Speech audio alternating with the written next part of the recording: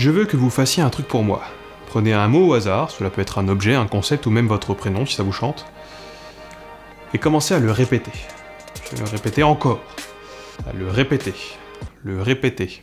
Répéter. Répéter. Répéter. Répéter. Répéter. Répéter.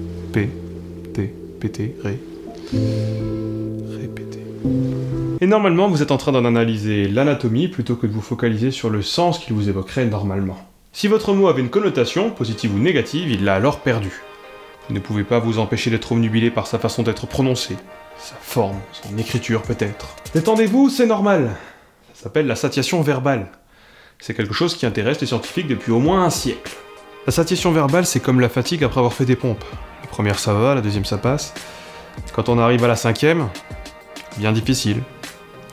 Vous vous demandez à quoi ça rime, et rapidement viennent les questions existentielles qui portent ce nom profond alors qu'en fait, elles sont d'une basique banalité. Où vais-je? Que fais-je? Pourquoi le fais-je? Fais-je? Fais-je? Fais-je? Ça, c'est l'état dans lequel vous mettez votre cerveau si vous répétez 5, 10, 15 fois le même mot. Fait, j. Parce qu'il s'agit d'une sorte de fatigue de vos cellules cérébrales. Si vous allumez l'une d'elles en boucle, elle finira par ne plus répondre à moins d'attendre une courte période réfractaire. Et durant cette période, le sens correspondant à une forme donnée est inaccessible.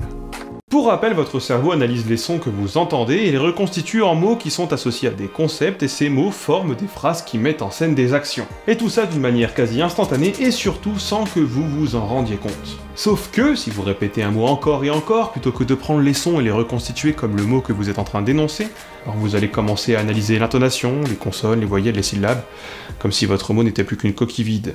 Ce faisant, vous vous focalisez sur le signifiant, c'est-à-dire le mélange de sons qui sort de votre bouche, et plus du tout sur le signifié, c'est-à-dire le sens véhiculé par ce mélange de sons.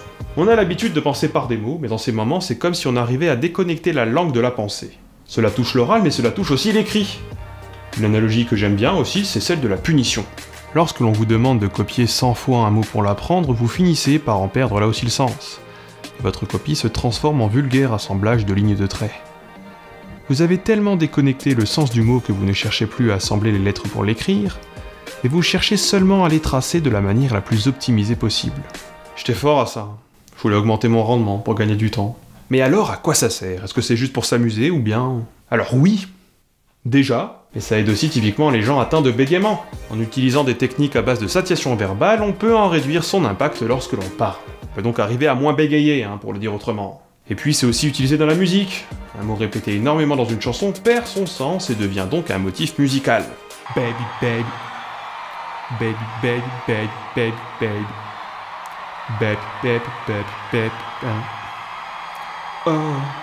Sinon, on notera que plusieurs épisodes de sitcom ou de séries populaires ont abordé ce sujet de manière drôle et sympathique, et vous n'avez donc pas pu passer à côté. La satiation verbale, c'est aussi ce qui fait, entre autres choses, que certains virlangues sont des énoncés grammaticalement possibles mais jamais employés dans la langue courante.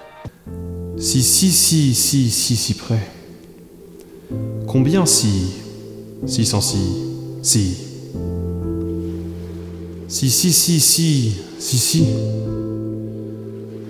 et sied. Si ton,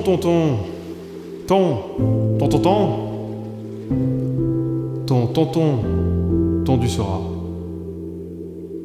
Bon, ceux-là, ils sont presque impossibles à comprendre, sans les connaître ou sans transcription écrite. Mais il y a pire. Ta. Samedi. Bon, normalement, j'ai cassé votre cerveau pendant quelques secondes, là. Bon, si on les emploie jamais, c'est pour éviter cela. D'ailleurs, une phrase grammaticalement possible n'est pas toujours une phrase acceptable au sens linguistique du terme. Ce genre de répétition qui met votre cerveau à l'envers, c'en est l'une des raisons. Voilà, si t'as aimé cette vidéo, tu peux liker cette vidéo, partager cette vidéo, commenter cette vidéo. Et sur Tipeee aussi, le lien est en bas de la vidéo. Lâchez un com sous la vidéo.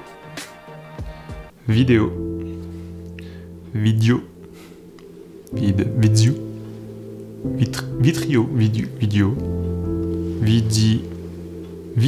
en fait, pas...